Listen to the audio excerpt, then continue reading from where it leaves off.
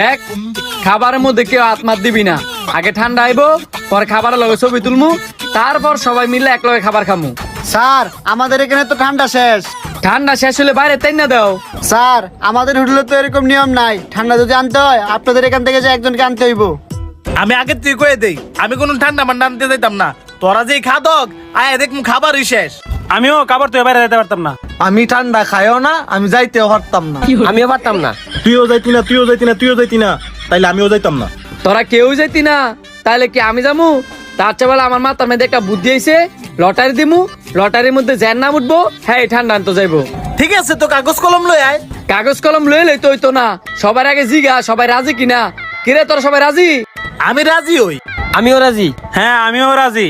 ঠিক আছে, তাইলে আমিও রাজি। সবাই যেহেতু রাজি, তাহলে আমার কোনো সমস্যা নাই, দে লটারি দে। ওয়েটার ঠান্ডা তো আর দিতে পারছেন না, এর নাম করে একটা খাতা আর একটা কলম